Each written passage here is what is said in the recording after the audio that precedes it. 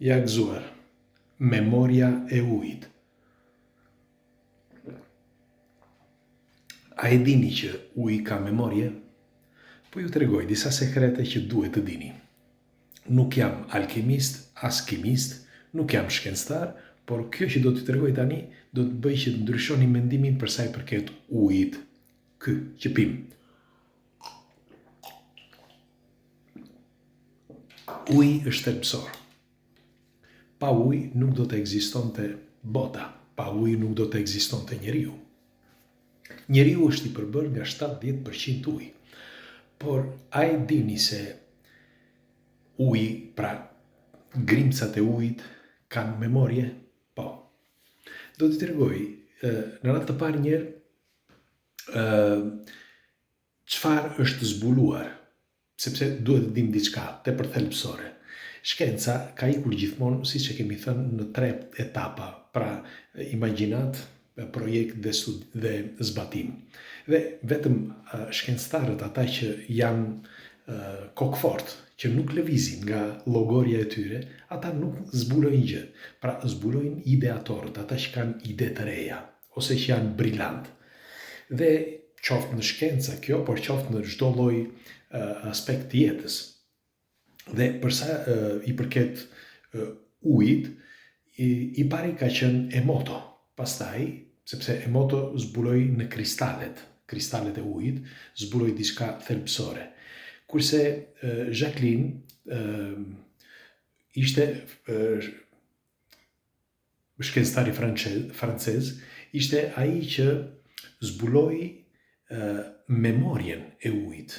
Pra që uji mban një memorje. Në fakt, kjo kishte dalë në një revistë Chemistry e viteve, mos gaboj, 90 e ca. Dhe askush nuk e mori për bazë. Në fakt, ai ishte një nga shkencëtarët, nga ata që themeluan, si mund të quhet, iden e molekulave të ujit. Molekulat e ujit, pra, kanë një memorje, sepse uji është i përbërë, nuk e kishin parë më përpara, uji është i përbërë nga një pjesës që është si punë e atomit, pra që është rreth, që duket si e pavlerë, ashtu siç edhe ADN-ja e njeriut, që ajo pjesa dërmuese e ADN-s, që quhet garbage, ose që quhet e pavlerë, është ajo më e rëndësishmja. Megjithatë, brenda kësaj molekule të ujit ka disa organele, quhen kështu, që janë thelbësore. Për shembull, kur Emoto bëri një eksperimenti që e kemi thënë disa herë këtë, por do ta përsëris që të kujtohet, dhe të mbani mend dikush ndoshta nuk e ka parë. Emoto, një shkencëtar japonez, bëri një eksperiment në vitet 95 dhe shkoi tek një liqen i vogël dhe mori disa vullnetar, i vendosi këta vullnetarat rreth këtij liqeni dhe filluan që të gjithë që të meditonin me zë të lartë. Po, të meditonin me zë të lartë, duke thënë që uji e donin ujin, e dashuronin ujin, e respektonin ujin, pra ta bënin këtë me anë të mendimit. E di që për dikë nga ju këto duken fantazi, por ky është një eksperiment i dokumentuar. Dhe si përfundim, unë ndërkohë po pi ujë, sepse kam ngrënë mish sonte, rradha mish, kështu që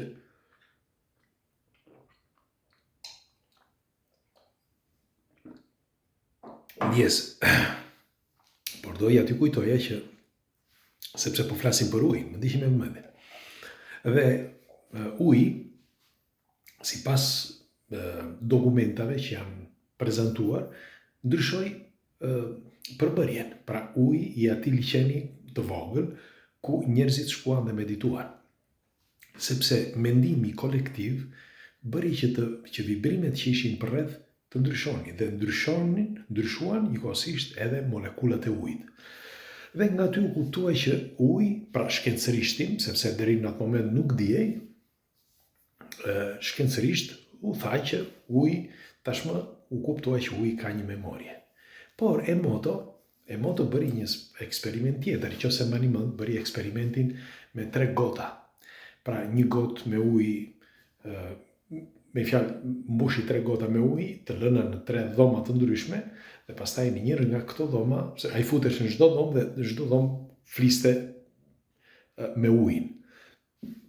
në dhomën e parë i thoshte që ishte i keq, i qelbur uji, në dhomën e mezit nuk fliste fare, shkonte aty vetëm ignorante, dhe në dhomën tjetër i thoshte ti je fantastik, ti je i bukur e tjerë e tjerë.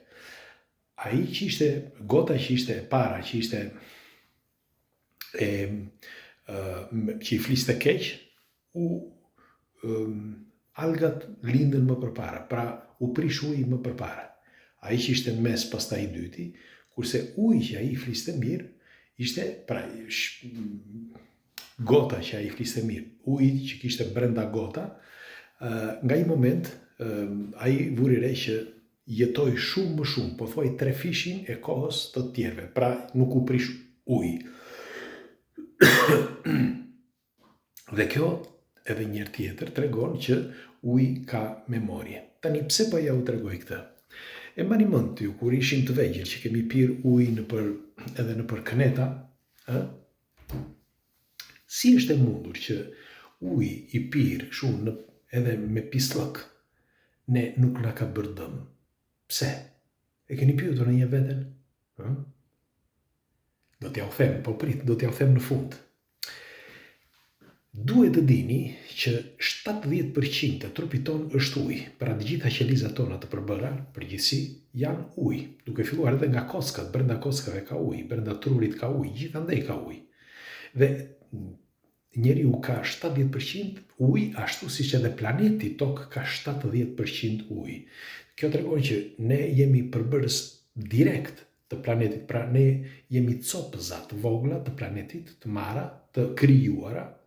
A krijoi Zoti apo ku ta dim, pak rëndësi ka, e rëndësishme është që jemi krijuar nga ky planet dhe jemi perfekt me linjën e këtij planeti. Dhe në qoftë se do të modifikojë uji në planet, do të modifikojë edhe njeriu, sepse ndryshon molekulat e ujit, ndryshojnë molekulat e njeriut. Por në qoftë se ne bindim veten tonë që jemi mirë e tjerë, qoftë fizikisht kjo, sepse mentalisht e bën ti, por fillon edhe fizikisht ti jesh mirë. Sepse ti ke ndryshuar pikërisht pra frekuencat, dhe frekuencat e tua kanë ndryshuar molekulat brenda teje, që si tham janë 70% ujë. Dhe uji është përbërësi kryesor që ndryshon gjitha qelizat e tua. Pra ne vetë shërohemi ose vetë sëmuremi pikërisht me anë të mendimit. Pra mund ta bësh në negativitet ose pozitivitet. Por rolin kryesor pra e luan uji, sepse është përbërësi kryesor. Dhe ajo që doja të thosha përpara, që pse njeriu ne nuk sëmureshim kur ishim të vegjël, kur pinim nëpër këneta apo ta di unë. Pika 1, e thon shkencëtarët, nuk është e them unë, kështu që dëgjoni.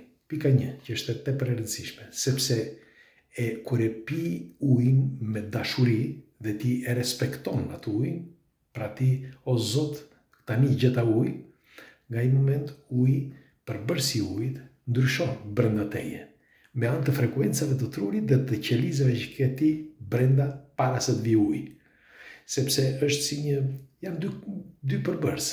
Shkon njëri që takon një njëri, në qoftë se ti je pozitiv, edhe ai tjetri do bëhet pozitiv. Ose anasjelltas, në qoftë se ti je negativ, do ta bësh edhe atë negativ. Pra, uji është thelbësor, sepse nga të gjitha këto që tham, ka memorie. Dhe ai atë memorie e përdor se si dëshiron ti. Pra, në mënyrë se si dëshiron ti, ai përdor memorien. Unë ja u thash tani, por do pi edhe një herë tjetër ujë. Dhe kështu që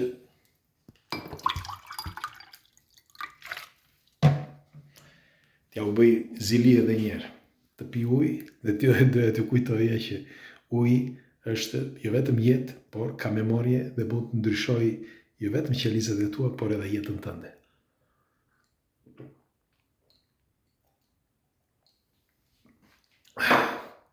Unë ja u thash. Tani do dëshiroj një komenti tuaj, çfarë mendimi keni për këtë argument. E bëra kështu në mënyrë vllazërore, miqësore, më falni, nuk ndejta ulur apo të isha, por ju respektoj sidoqoftë në një mënyrë apo në një tjetër, dhe doja të tregoja për ujin, meqense më pije ujë sot, edhe po e pi me zell, me dashuri. Respekte, natën e mirë, ju përqafoj, ju dua fort, dhe mbajini mend. ne jemi si ato copëzat e vogla, ose molekulat e vogla të ujit. Ne mund të ndryshojmë edhe me një fjalë. Miqtë tanë, shokët tanë, vëllezërit, kushrinjt, motrat, shokët, punën, çdo gjë. Dhe këto diskutime që bëjmë këtu të përbashkëta japin fruta. Sot apo nesër japin frutat e saj, sepse nga diskutimet informohemi dhe nga formimi që ne bëjmë më të ditur. Ju përqafoj, natën e mirë.